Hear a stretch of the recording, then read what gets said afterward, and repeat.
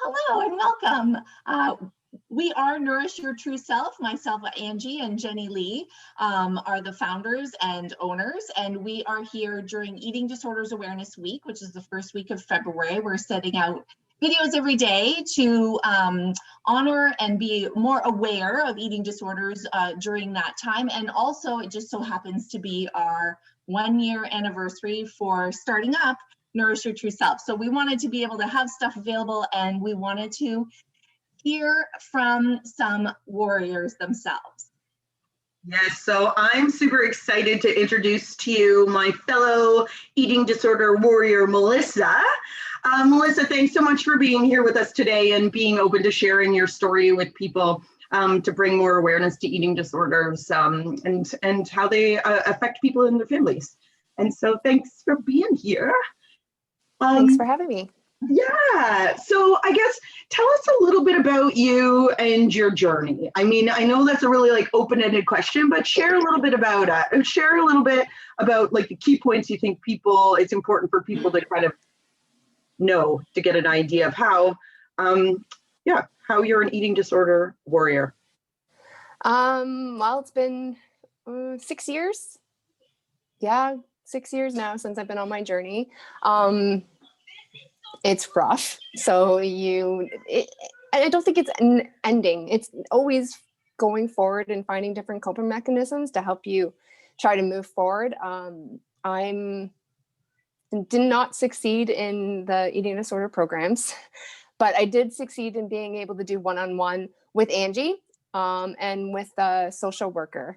So I've been, I'm 6 years removed from program, and I don't know how much I weigh. I don't want to know how much I weigh. I eat decently, and I have 2 small kids that one of them shared with me through my eating disorder because I was pregnant with her. So yeah. Wow, so 6 years strong. And Melissa, what do you think is one of your best coping mechanisms that you use that we can share with folks? My biggest coping mechanism has always been keeping my brain occupied on something else, especially while I'm eating, whether it's TV or reading or looking at little silly memes on Facebook. You get that mechanical eating. You're not thinking about what you're eating. Your brain's kind of going on to something else. And to this day, I can't eat if something's not keeping my mind occupied. And now I'm not 100% sure if it's eating disorder or if it's just routine now. But Right. It works, and I continue. Awesome. So it sounds like being able to distract your brain from the eating disorder thoughts while you're eating is really helpful. Mm-hmm. And I love that you dropped the technical term, mechanical eating. Mechanical eating. I still hear that all doctors' appointments, on my yearly check-ins. I still hear mechanical eating. So yeah. It's definitely a pretty profound tool. Not always enjoyable to use, right? Having to turn your brain off and not really getting to enjoy your food, but at least you're getting to nourish your brain and body as it eats. Yeah. Yep. Super awesome.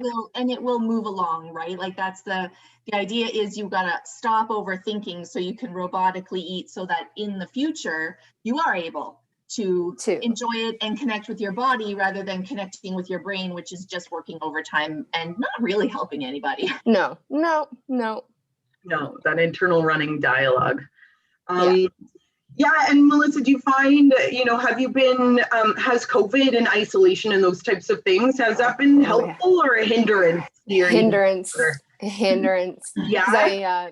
I've always associated with not being less active means you're going to eat more, you're going to be doing stuff that you don't want to do. And I can say March last year, March, April, May, the eating disorder voice was super duper loud. And because I was outside of my routine. I was not getting up to go to work. That activeness wasn't there anymore. And I was sitting in my kitchen. I hate sitting in my kitchen when I don't have to sit in my kitchen, but I was sitting at my table, working from my table. And I'm like, oh, I'm hungry. So I'll go grab something and I'll eat it. And that was hard, but that was, thankfully, I was able to find another way to make things work a little bit better. Yeah. Oh, I'm so proud of you for going and grabbing things. That can be super duper hard when you're fighting that voice. And like you said, I think it's really key what you said, routine. Like that routine around food and just even in general is so helpful in terms of managing eating disorder symptoms, eh? And then it gets tossed on its head and yeah, super duper difficult. But I'm so glad to hear that you've been able to kind of shift in that Melissa authentic Melissa is coming through again, right? Compared to in the very beginning when your routine was toppled over. Yeah.